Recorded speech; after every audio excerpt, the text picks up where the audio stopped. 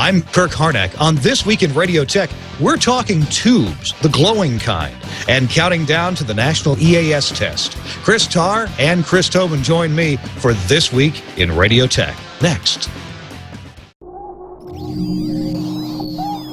Netcasts you love. From people you trust. This is Twit. Bandwidth for This Week in Radio Tech is brought to you by Cachefly at CACHEFLY.com.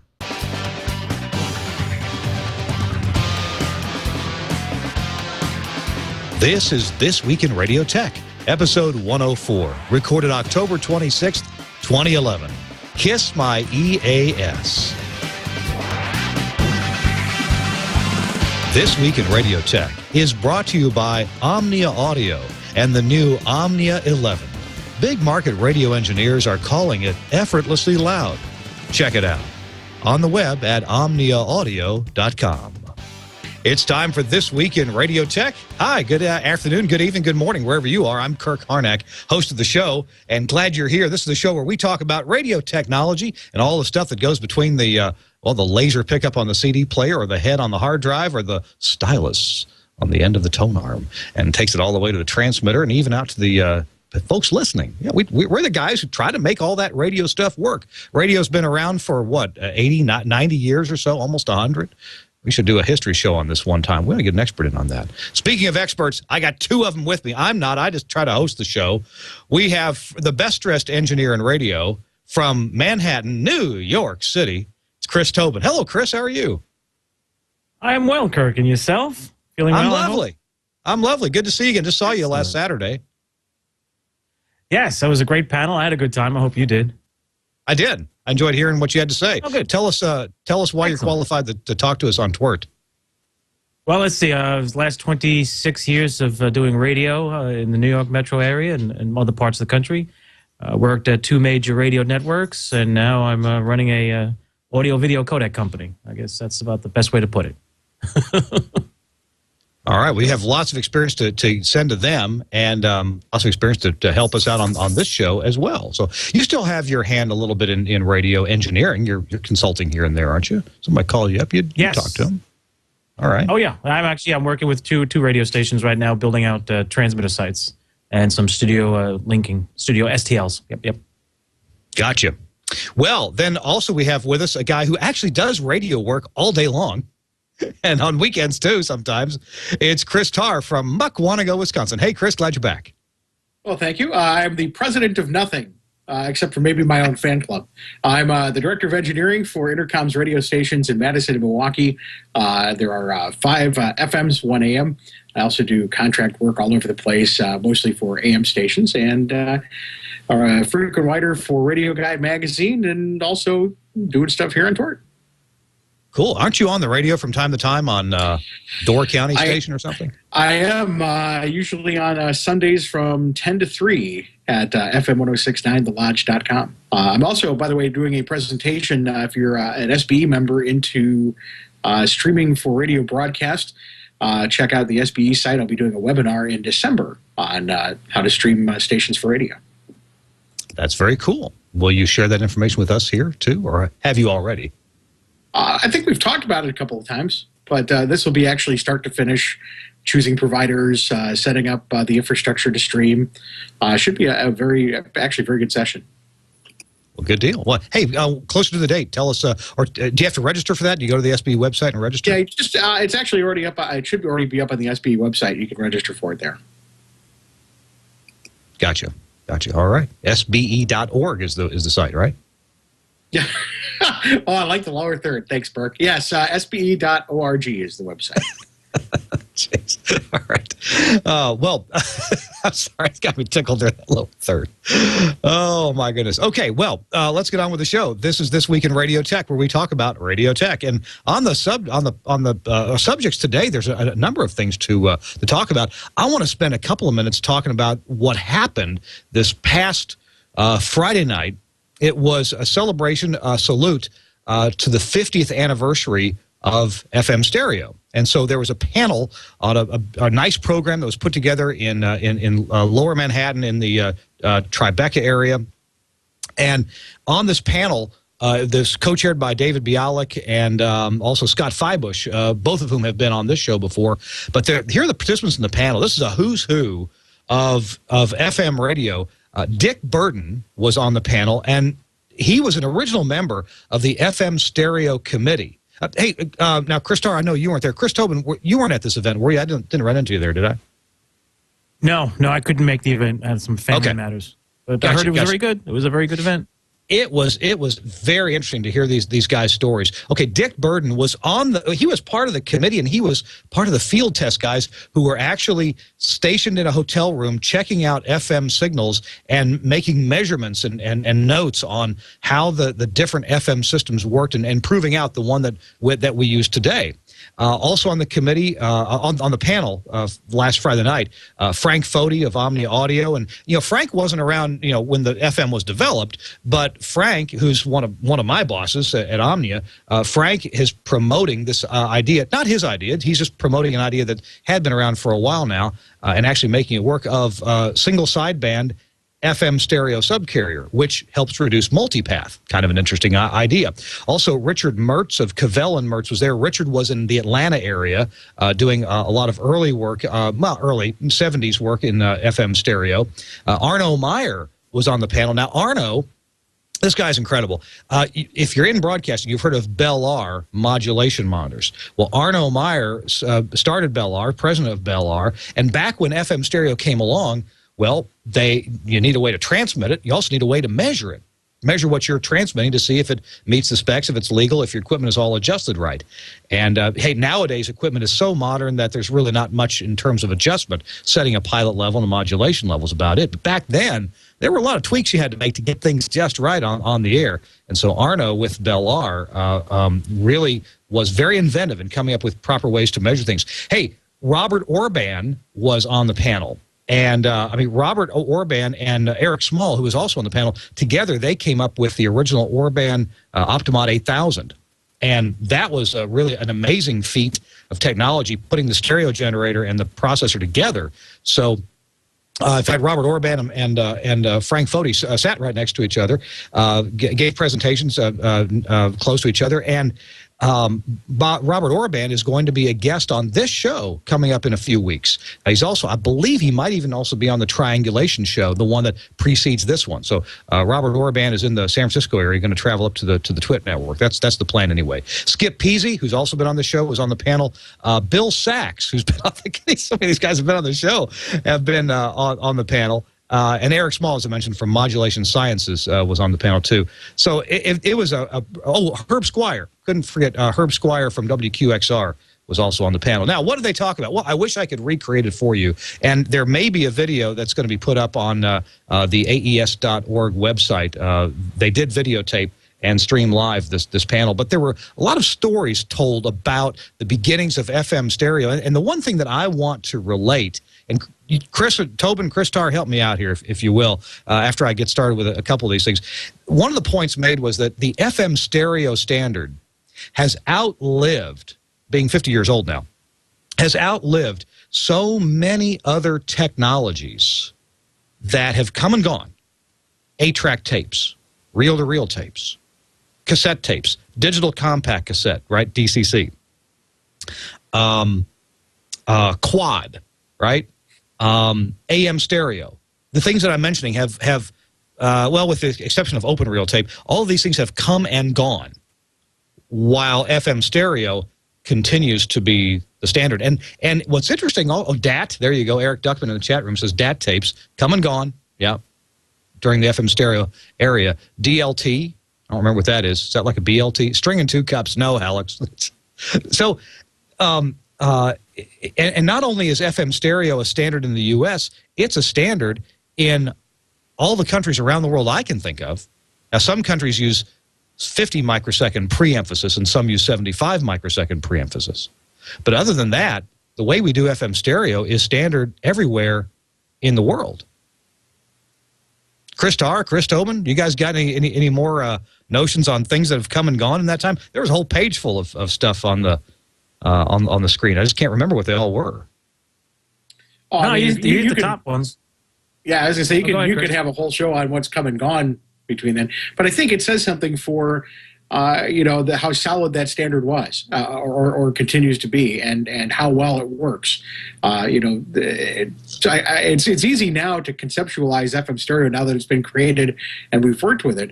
But think about all of the design and thought that had to go into creating this, and all of the barriers that you had to overcome to get there. I mean, it's amazing that it even works at all. And the fascinating thing is it worked so well that it remains a standard today.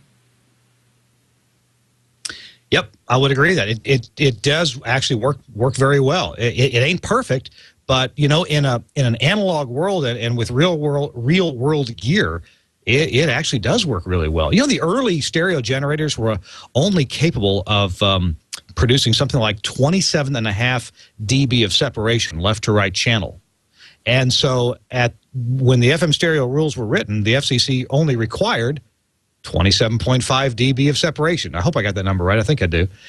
And so it's interesting that the rules were written to match what the technology could do at the time. Now we can do a whole lot better than 27.5 dB of separation. We can now stereo generators built by my employer Omnia and by Orban are mathematically nearly perfect. They're just about as good as they could possibly be.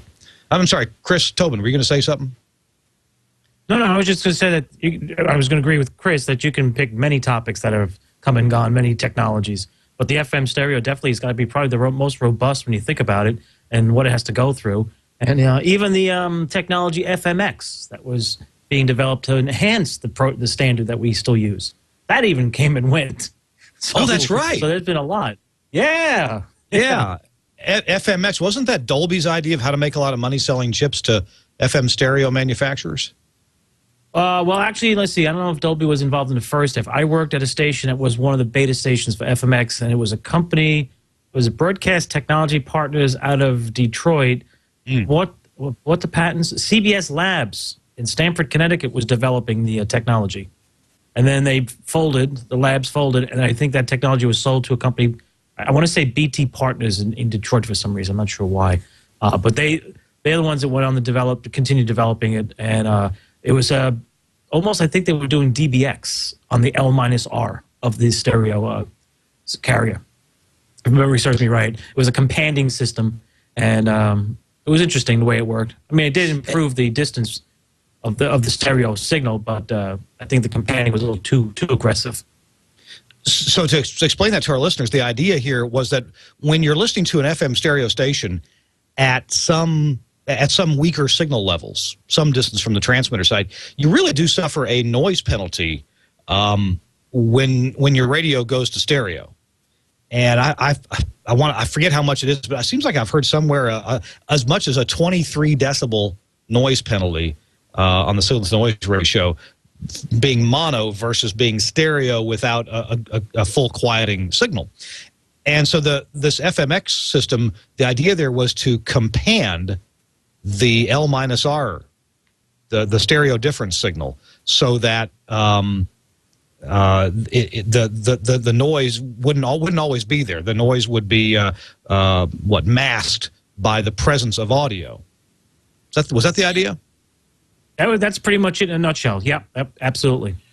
Yeah, because you got to remember that the left minus right information is fairly weak compared to the left plus right information, so it degrades pretty quickly. Now, of course, what radios do nowadays is most radios, most automotive radios especially, will blend to mono as the signal gets weaker and weaker. Once you get lower and lower, or higher and higher signal noise ratio, or a lower signal level, you'll see these. The stereo pilot light will remain dutifully on, and it'll say stereo, but really you're not anywhere close. It's almost completely mono by the time you get out to, I would say, 40, 50 dBu contours. Yeah.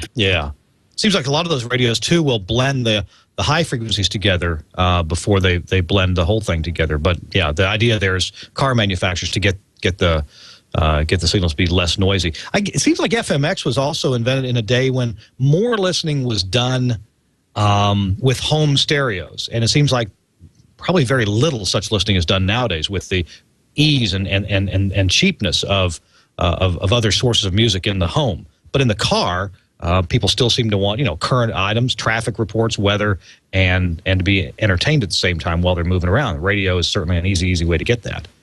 So yeah, I can see where the mobile environment, you want to get that companion or that blending in there together. Hey guys, one of the things that caught my eye in the news in radio world online this week is an article by Mark Persons.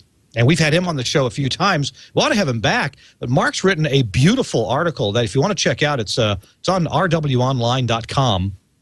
It's about rebuilding that relic of an AM transmitter. Now, in the very studio where this show is being switched, produced, and sent out of the world, there is a rebuilt AM transmitter. It's a Collins. I want to say it's a Collins 820. D series. It's a 500-watt transmitter that was in the AM broadcast service and was modified and rebuilt by Mike Giroux, famous audio processor maker and audio metering level maker, Mike Giroux, to be an amateur radio amplifier. And so it's there at the new brick Twit house where this show is being put together at. Well, and so that's really cool. It's a beautiful piece of rebuilding that was done. Well, this article here about rebuilding an AM transmitter, Mark Persons talks about how to do this and how to get things cleaned up, how to make it easier on yourself, the sweat reduction factor, he calls it. He's got a good example here of a Bauer 707 transmitter. By the way, the Bauer 707, I'm not positive, but I think this transmitter was originally available as a kit or already built if you wanted it. You could build this 1,000-watt transmitter or 500-watt, whatever size you wanted, from a kit. So, Chris Tarr, in your work up there in the Muckwonago, Wisconsin area, you travel the highways and byways there. Are there transmitters there that you've rebuilt or that need to be rebuilt or worth rebuilding? A lot of that depends. Honestly, a lot of it depends on budget. I almost never would recommend rebuilding an older transmitter for broadcast, simply because nowadays transmitters are so much more energy efficient, and the audio quality is better. You can modulate them harder, so you get better coverage. In most cases, and then they've also gotten a lot cheaper too. For example, 1 kilowatt Nautel transmitter, $14,000, which as far as transmitters go, pretty inexpensive. But having said that, now, a lot of times those older transmitters make great backups. For example, I've got a 1957 RCA BTA 5T, which I've gone through several times with rebuilding projects. Works fantastically. A Bauer, I agree. You were talking about the Sparta Bauer, the 707. I've worked on those before. So there's another site that I have that I consult for that has an old Collins Power Rock. So a lot of those transmitters are great for backups, and I certainly would recommend doing that. They're great in those roles because they handle lightning well, and they're usually pretty sturdy when they're working. They just nowadays though, for continuous duty, I really don't recommend them. But they all really do with the proper audio and the proper care and feeding. They sound pretty good and they work well. Hey, Mark Persons makes the point in this article.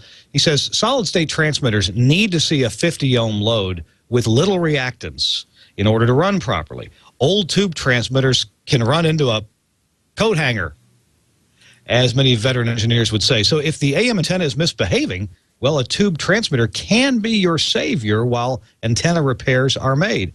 So, Chris Tobin, in your part of the world there where you have, look, I always think of the New York area as just having the most luxurious of everything, and everything just always works right. You got budgets to cover any kind of problem. But I guess my misconceptions come to light here. You have to do emergency work there, and sometimes a tube transmitter could be helpful, could it not? Absolutely. Several places I've worked at, we had backup transmitters that were tubes, and on many occasions when the antenna system's impedance varied from 50 ohms J0 to something very odd, the solid-state transmitters that were the primaries would fall back or shut off, and we went to the tube backups. And I also worked with some folks that like to say that the tube transmitters were a nice high-pot tester for your antenna system if you're having problems. You could modulate those transmitters quite highly, and you could pop those components in the antenna system that were faulty, and there you go. So those are two uses for a tube transmitter. Yes, I've done it a couple of times. Not the high pot testing, just the run the tube transmitter into the antenna system that was somewhat not exactly 50 ohms J0. Can you still get proper tubes for these things? Mark Persons makes an example of a transmitter using the 833A tubes, and the picture he's got in here shows the Amperex brand. I don't know where you get these things nowadays. Are they all Russian or Chinese made? Are those any good? You guys got any experience with that? You can usually pick up those. Go ahead. Oh, sorry. I was going to say, over the years, I've used the Russian tube replacements that were on the market. They worked pretty well. And you can still find some of these things around. Go ahead, Chris. I was going to say a lot of manufacturers where you'd buy FM tubes from, Richardson Electronics, places like that, also carry those tubes or either the Russian equivalents or whatever. So they're really not hard to come by. And in fact, a lot of times too, you can find stations that had these old transmitters that had stocked up on new old stock. And sometimes those tubes aren't very good, but sometimes it's just enough to get you going. So I haven't really found that digging up tubes has been too difficult. You bring up a good point there.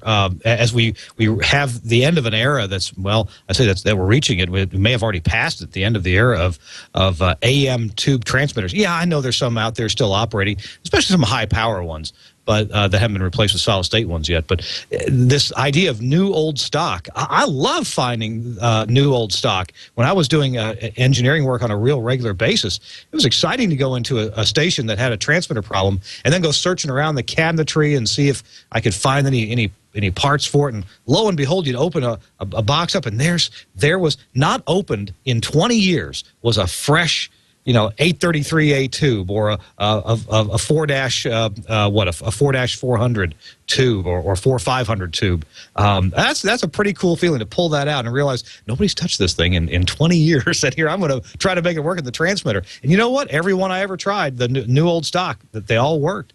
I can't recall a single one that something had gone. I guess they could get gassy over time if they had a tiny leak. In 20 years, the vacuum could go away, and then you wouldn't have a very good tube. That's a pretty neat feeling. Chris, well, either one of you guys, how many tube type transmitters are you still taking care of? I guess high power FMs typically could still have tubes in them. Yeah, I've got several high power FMs, and then I have that one RCA that's mine, and then I have two AMs that I do some consulting work for, and they both have backup tubes transmitters. So I still get my hands in them quite a bit, and I enjoy it. I love those transmitters; they're a lot of fun to work on. Yeah, I got a couple of folks that I'm working with that still have tubes, and there's something to be said about that. It's fun when you're working them, tuning them up, and peaking and dipping the meters and making things happen. It's a lot of fun, unlike some of the solid state, which just basically is power on. That's it. I know a lot of people think I'm goofy, but here I am. I'm smiling ear to ear because this article by Mark Persons in RW Online. These pictures of these big tubes there's just something very satisfying about having this piece of gear, and it's got electronics in it, basic electronics. It's got big capacitors and big coils and big transformers and maybe big diodes, maybe even mercury vapor rectifiers. The kind that glow purple when they're trying to pass electricity one way and not the other way. And then you've got big tuning control. These transmitters just kind of feel manly, and then you've got the tubes, right? And you know that the tubes are working because they emit just the right glow. If you ever walked up upon a transmitter with a couple of 833 tubes and the center is it's got a round cherry red, you think, ooh, man, that's a little bit too hot. Something's wrong here. Maybe the tuning's off. Maybe the load is bad. Maybe we're trying to modulate too much. It's always fun because you turn the lights out and the things are still glowing so beautifully. There's something, I don't know, strangely engineeringly romantic about a glowing tube transmitter. Well, and especially with AM, when you got the nice big coils, they start to sing with the modulation.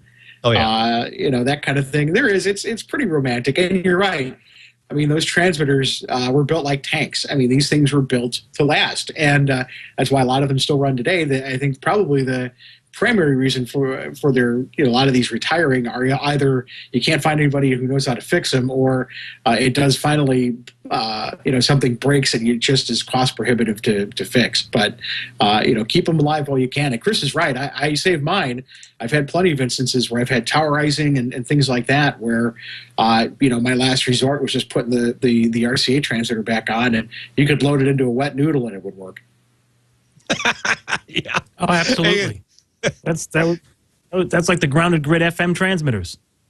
Grounded grids would go into anything, dead short practically. Yeah. There was a AM transmitter I used to work on many years ago that had I think it was the A33 tubes, and in the plate section that was actually had these fins that when the tube heated up internally, they'd rise a little bit. It was I believe it was the A33As. It was a certain brand, certain type, and it was always fun to watch that from the backup standby transmitter. You turn it on, fire it up, and as Chris pointed out, you hear the coil start to sing with the audio, and then the tube starts to glow, just a little cherry, that little amber color, and then the fins would just open up, and you can see inside and see the cathode and the grid and everything else of the tube. Of course, if you went too far, then it got a little ugly. But yeah, there's something magical about it. You're right, Kirk. When you work on these things, RF is still magical no matter how you look at it. And the AM transmitters, I think, were the best. And there's always that smell, Bakelite and the other things that come out of a transmitter. The older transmitters. Sometimes, if the smell is a mouse giving up its last bit of moisture on the top of a plate transformer, well, that smell wasn't always so good. Oh, I know. I've spent a lot of time cleaning mouse trailings out of Why do mice like transmitters so much? Is it just the warmth? Is it the risky lifestyle? Both. I don't know mice to be huge risk takers, but I do know that those transmitters are often nice and warm, and there's plenty of big openings for them to get in and out of. So. Yeah, and not so much with today's modern rack-mounted solid-state transmitters. Somebody said, "Hey, old tubes sing, transistors just fail." Yeah, true. Yeah, I could agree with that. Hey, we're going to take a break here and tell you about our sponsor. When we come back, we've got a little bit more news on the upcoming EAS, the National EAS Test. So hang on for that. And we'll also, if we need to take a couple of questions from the chat room, that's fine too. Next week on This Week in Radio Tech, our guest is Bob Holowenko to talk about some of the ways to get interesting services from your phone company that will really help yourself from an IP audio point of view, getting good services like voice over IP, getting these things to be reliable like they can be and like they should be if you just do it right. So be sure you tune in next week for This Week in Radio Tech, and Bob Holowenko is our guest. Our program is brought to you by my employer and my friends at Omnia Audio. There's a new product from Omnia Audio that's pretty interesting. It's the Omnia FXE. This is file-based audio processing, the Omnia FXE.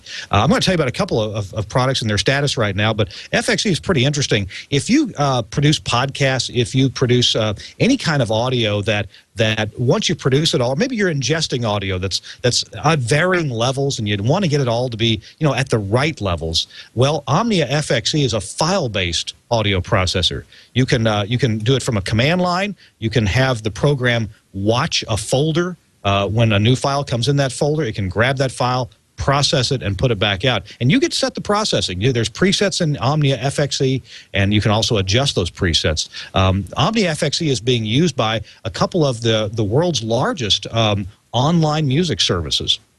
And they're using it to very good effect. They have to ingest a lot of new material, whether it's interviews or whether it's live performances or just the songs as issued by the record companies. They want to get all these songs processed similarly so they play back at consistent levels over their web stream. So Omnia FXE is a good way to do that. You can also drag and drop files into its user interface if you just want to do occasionally that sort of thing.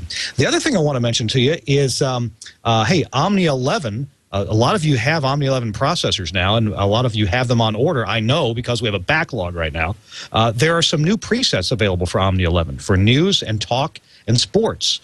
Cornelius Gould, Corny, Frank Foti, Mark Manolio, and Rob Dye have all gotten together and come up with these presets specifically intended for FM news, talk, and sports stations. So if you are one of those, You're going to want to check those presets out at the omniaaudio.com website. And finally, if you go to omniaudio.com, you might notice something on the front page. There's a countdown clock. And right now, it's counting down 16 days, 3 hours, 28 minutes, and 43 seconds. If you're listening to this podcast later on or watching it later on, the clock probably has a little bit less time than that. It's counting down to the end, although it hasn't started yet, the end of a very interesting promotion. And can't tell you anything more about it. You can click on that all you want to, and it'll just take you to a page that doesn't tell you much. Can't wait, can you? So I want you to keep your eye on that. And come November 1st, there'll be an interesting announcement there. So check it out. Our show, again, brought to you by Omnia Audio at omniaudio.com. Oh, yeah, and one more thing. Leif Clayson is in country. He's in the U.S., and he's taking the new Omnia 9 to a few beta stations and making sure everything is ship-shape before we ship the first ones. So big shout-out to Leif Clayson. Glad you're here, and he'll be in the U.S. for another couple of weeks until he heads back home to Thailand.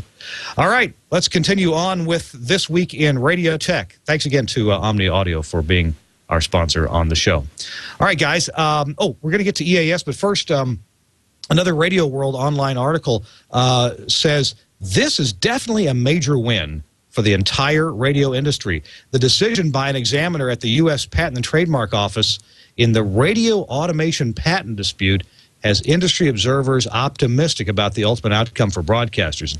I think a lot of us thought it would go this way anyway. At least we hoped it would. As Radio World reported, the examiner has rejected many of the key claims in the patents. Mission Abstract Data had sued several of the largest broadcast groups for patent infringement involving hard disk automation technology. But an ex parte patent reexamination request by Broadcast Electronics, that's a radio automation supplier, they weren't named in the original patent infringement lawsuit, has led to the latest development. So there's more information on this on the Radio World website at rwonline.com. And of course, this is great. This was such a distraction for so many people. This patent claims that if you're that it's a patent on moving songs around on a network so they could be played back on the air. And we have a lot of opinions about how crazy some patents are. By the way, the article does go on here. They searched out everyone, collected the data, and crafted the challenge to the patents. It's a good thing that they were so thorough, as it turned out that Arrakis Digilink was the only indisputable prior art. How about that? Arrakis Digilink, the only indisputable prior art. The industry owes BE, who did a lot of this research, a debt of gratitude for their personal and corporate sacrifice on all of our behalf. That's according to Mike Palmer of Arrakis. Chris, did I hear you about to say something? Sorry. I'm not sure which one, but I'm sorry. I can say that. Yeah. But I can say the Arrakis Digilink is true because when I was at ABC, we were doing many various things. I guess you'd call them time shifting now. But that conversation came up a couple of times about prior work and patents, and they were one of the folks I remember hearing about. So yeah, it's been around a while.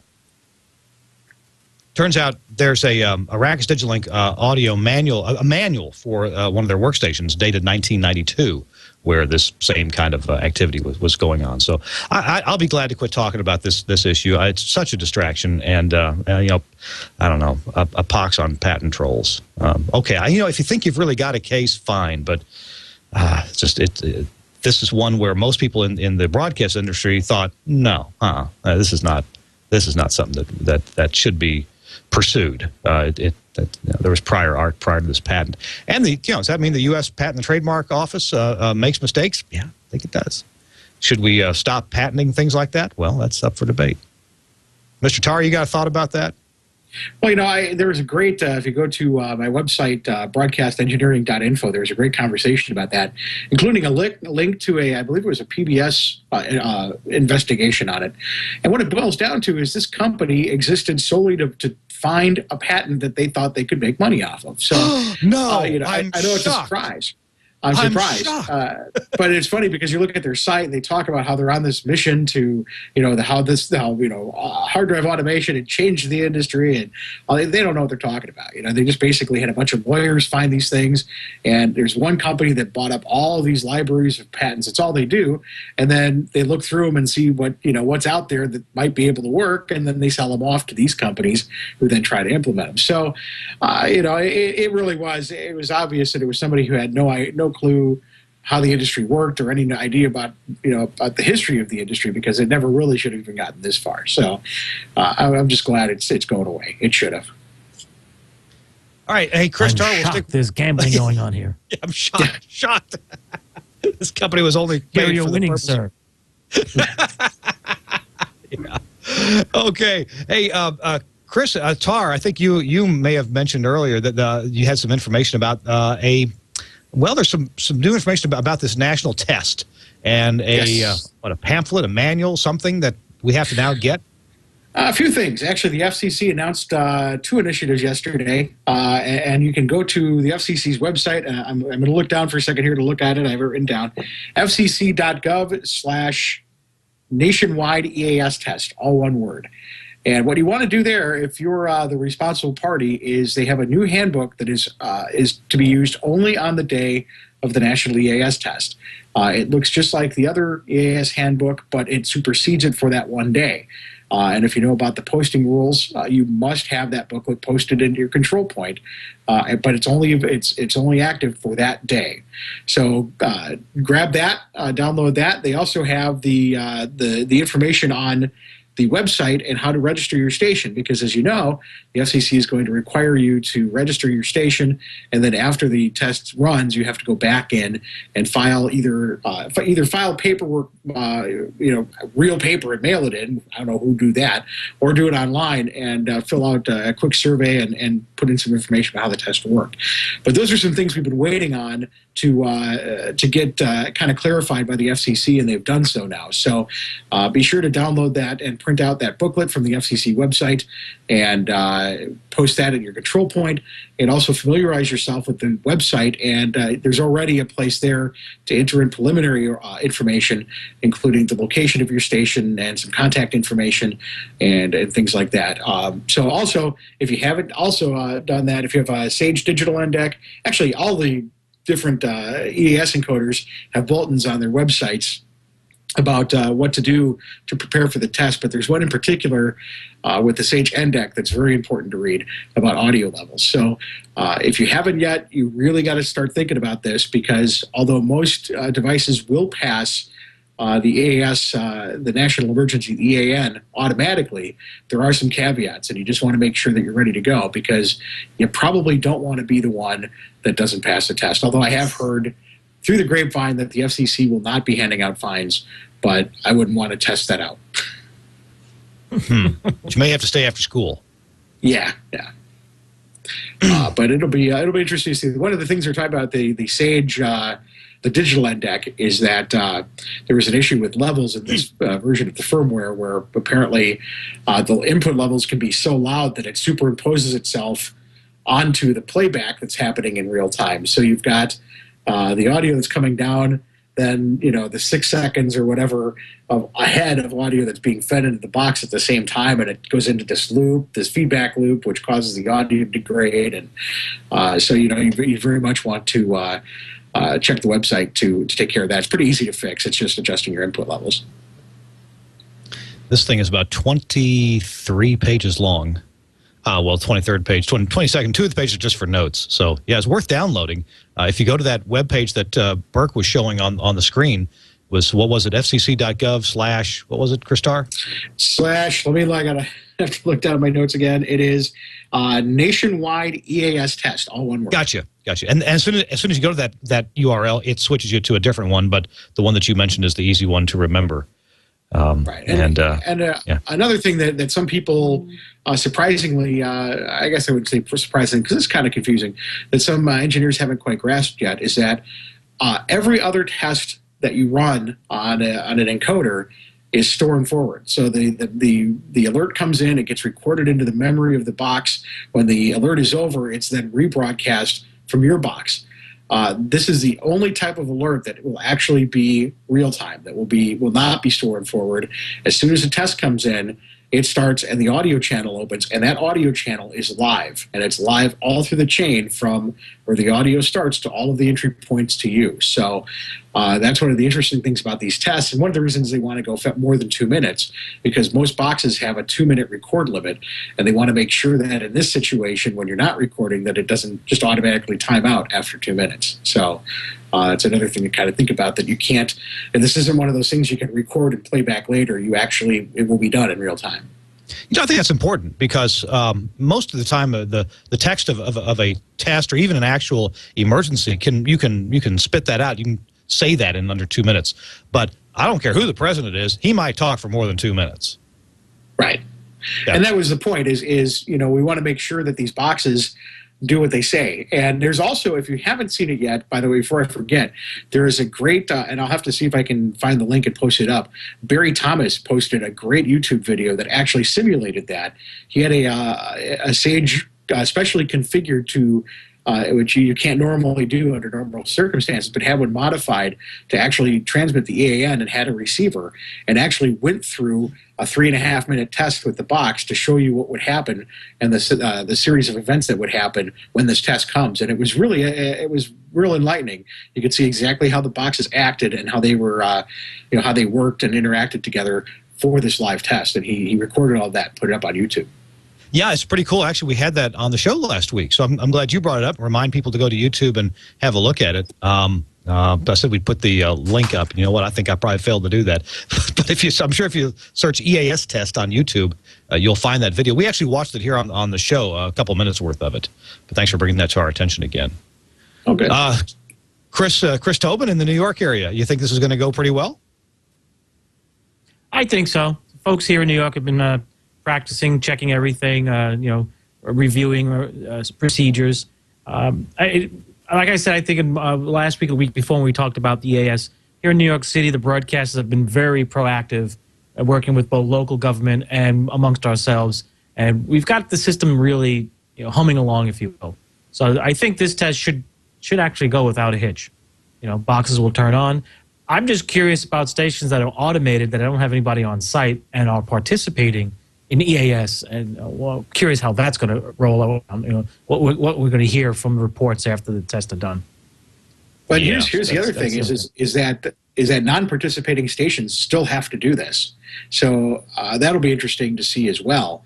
In the past, the rules state that in a state of emergency, non-participating stations should shut down, but that the exemption to that is EAN. So there is also a notice that stations that normally wouldn't do that must do it. They must carry the EAN, because that's, even if you're not participating, you are required to do that. So it'll be interesting to see how many of those work, because you never really test those. So it'll be interesting to see how those perform.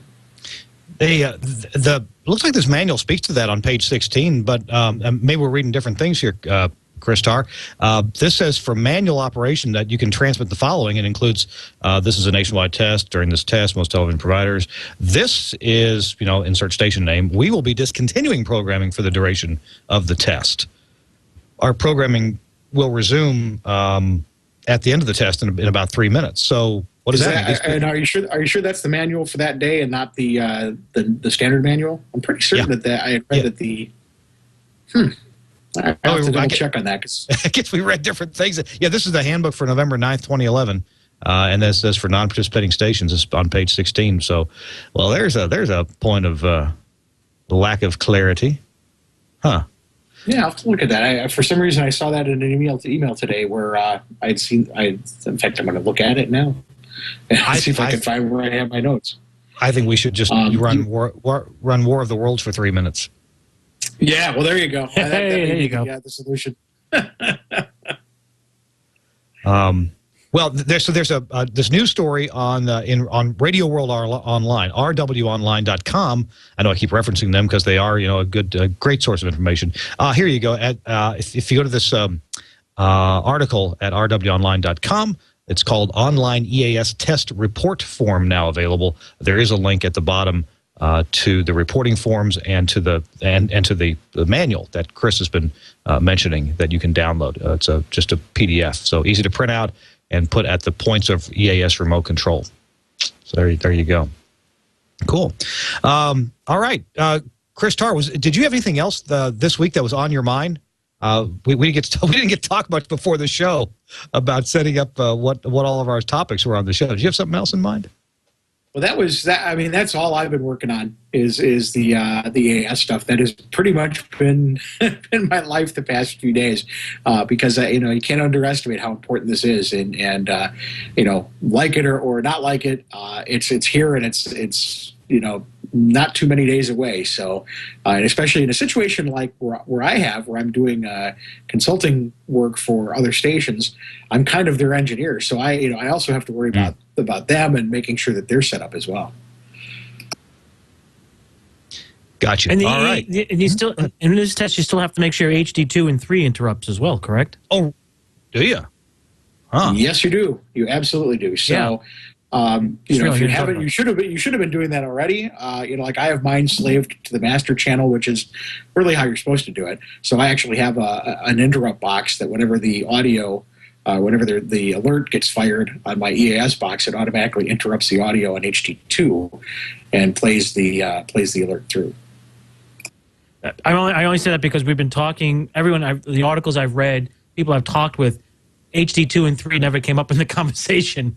And I know at my last job, we were very, very particular about those things and always reminding internally what to do with that whenever we did any of the tests. And I just realized listening to our conversations, we never mentioned it. So, HD2 and 3 is definitely part of the equation for November 9th. This is another subject that I will be glad when it's over. I realize we all have to be prepared, and we hope the test goes off properly, and we get the White House's message on the air, and that way we can show.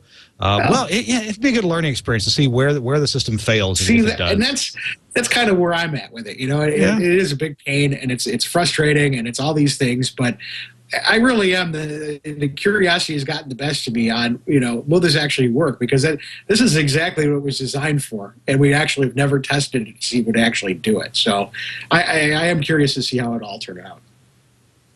Why do you think we've never done this level of test before? A nationwide EAN, emergency activate. Well, yeah. What's EAN stand for? Emergency something. I don't know. This is the problem, isn't it? But I think we haven't done it for this reason, because it takes a lot of coordination, and you are talking about interrupting the programming of every radio station in the country, and typically the FCC has kind of been not wanting to get into that, about running controlling what goes on the air. So I think it's been very sensitive, and there was a lot of pushback even for just this. But I do think that if this goes smoothly, I do think that it's not out of the realm of possibility that we'll see this happen again in a couple of years. Yeah. Do we all long for the days of Conelrad? You see, there's something else that was never tested. We never had an actual test of Conelrad. Now stations did test the frequency switching part, didn't they? Or did they? I would have thought so. Since I wasn't doing it back then, I don't have any notes of it ever happening. I don't, on any of my engineering notes for the stations that I've had, I've never seen any notes about transmitters actually having done it. I know that I work with transmitters that can, but I haven't seen any notes that they've actually ever did. Yeah, I would have to agree. I worked at several stations with Conelrad transmitters with the switches on them, but none of the logbooks dating back, way back, indicated any tests were ever done. So it turns out EAN, thank you, Wikipedia, does stand for Emergency Action Notification. 3 words that normally would not roll off my tongue. Emergency Action Notification. And that's what EAN stands for. And that is one of the same codes that has never been tested. It says it can only be activated by the president or their representative, like the vice president.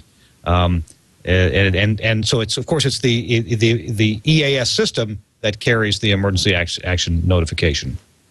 Here's something else interesting that they keep talking about is a possibility that the end of message headers won't get sent, and instructions on how to take care of that.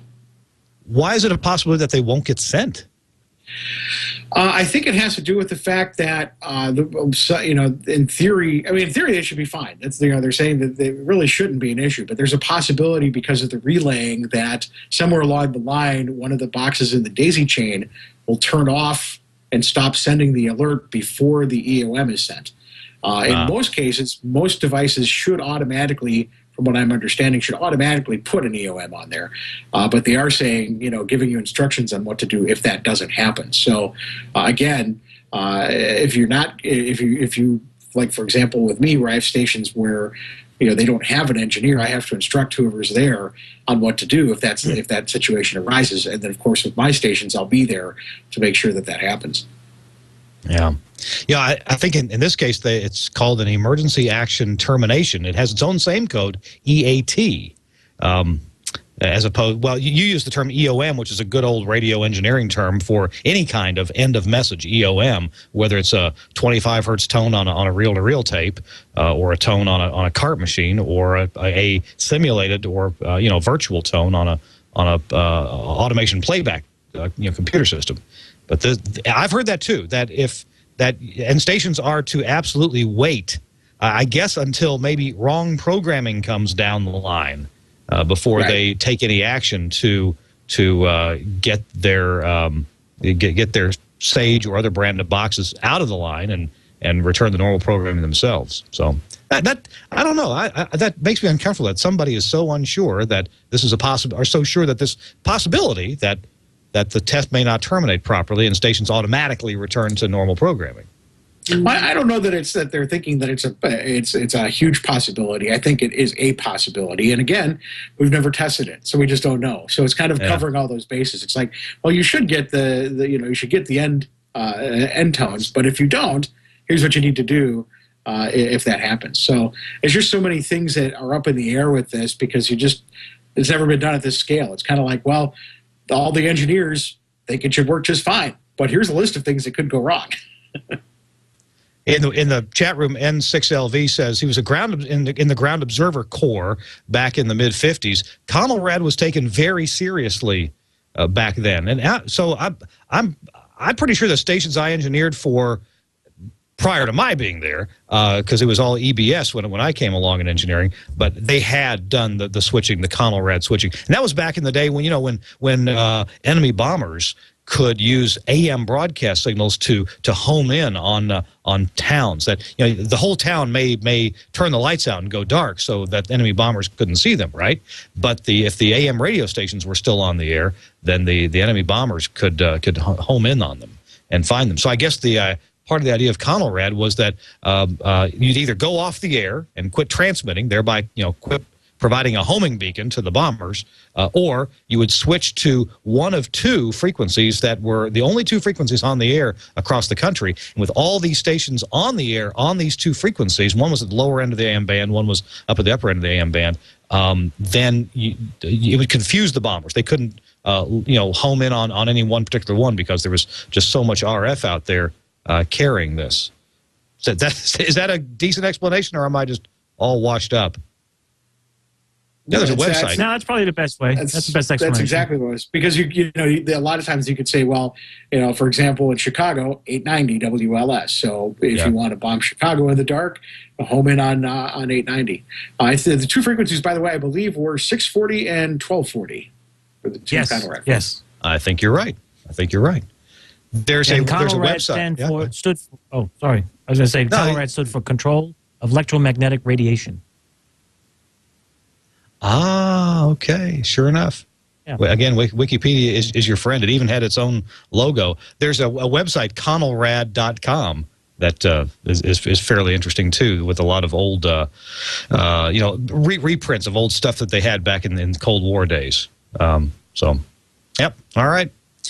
Well, guys, we've beat this subject to death. I hope we've learned something about it. We certainly learned where to go on the interwebs to get information. If you're a broadcaster, if you're a broadcast engineer or a program director, it's your responsibility to make sure that this test happens correctly at your radio station. There are a couple of different web resources. One of them was fcc.gov/ what, Chris Tarr?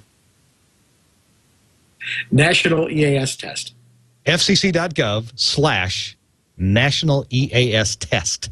That is if you got to go somewhere, that's the place I would certainly go for plenty of information. And download and print. Yeah. Download and print the handbook that's required just for November the 9th. After November the 9th, you can burn it if you want to. But and then there's a reporting structure. You're supposed to report how the test went for you. You won't be penalized if it didn't go well. You won't even have to go stand in the corner. At least the FCC won't make you do that. All right? And then there's this video that's on YouTube that we looked at a bit of last week. Show notes? Yeah, maybe we'll do that this week. All right. Guys, we're out of time, and I want to promote the fact that next week on This Week in Radio Tech, we're going to have Bob Holowenko as our guest, and then he's going to be talking to us about some telephone company services that you may not know about to get yourself some better services for your radio station. Make your IP telephony more what am I trying to say? More reliable. Make it, if you use IP audio to transmitter sites or to do remote broadcasts, you can make that more reliable too. So Bob will tell us about that. Also coming up, another Bob, and that is Bob Orban will be our guest sometime in the coming weeks. So we look forward to hearing from him. And also, we have agreement now with a really famous gentleman in the radio industry, and that is Jeff Mendenhall. Jeff has agreed to come on our show. Jeff spent the day today, in fact, with Tom Ray. That's why Tom's not on the show at this time. Tom was installing some new modifications to his Harris transmitters in New York City to install that system where they can control the carrier level and save you some money and see if it's compatible also with HD radio, which Tom Ray does at WOR. So Jeff Mendenhall was there, and he's agreed to be on our show as well. All right, it's time to pick a winner for our giveaway here. We're giving away an Omnia AXE license. This is software that you run on a PC, runs under Windows as a service, so it's pretty reliable. It just sits there and runs on some utility PC. It will take in audio from any Windows recognized source. It will process that with Omnia audio processing and then encode it into an MP3 or AAC stream of your choosing. Oh, and then sweet. And then you've got a stream to listen to. You can stream to a Shoutcast server from there. You can stream that to one of the common service providers, Stream Guys or Live 365 or those kind of things. So what I need, let's see, how about Mr. Tobin? If you would close your eyes, shake your head, and think of a number from 1 to 12, we'll there you go. All right, give me the number, Mr. Tobin. That's enough shaking. 9. Hang on. 1, 2, 3, 4, 5, 6, 7, 8. Okay, we have a winner. And the winner is at Stryker Audio. At Stryker Audio. I will be contacting you later on this evening. And you have won. You scored yourself an Omnia AXE license. So thanks a lot, Stryker Audio. And thanks to everyone who retweeted the beginning of the show. Appreciate it very much. Hey, we got to go. Burke in Petaluma, California. Thank you so much for producing our show and putting up with our zaniness and so forth. You there, Burke? Thank you. Thank you, Burke. Appreciate you. Thanks to our thanks to our I assume he's there. We're on the air. Also, thanks to our sponsor this week in Radio Tech, Omnia Audio. This week, check out the website at omniaaudio.com and check out that countdown. It's going to get interesting come November 1. Also, thanks to Chris Tarr from Muckwonago, Wisconsin. Appreciate you, Chris. Thanks for having me. I enjoyed it. Thank you. We enjoy being had. And also thanks to Chris Tobin from New York City. Appreciate seeing you today, Chris. My pleasure. My pleasure. Good night, everyone. Good day. All right. We'll see y'all next week on This Week in Radio Tech. Bye-bye.